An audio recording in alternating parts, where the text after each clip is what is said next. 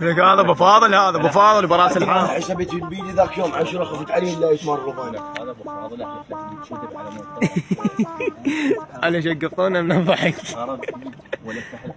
نفرض اجوا عليك. اقول لك انا عندي شذره هاللواد يا خصعد شاغي كلام الله.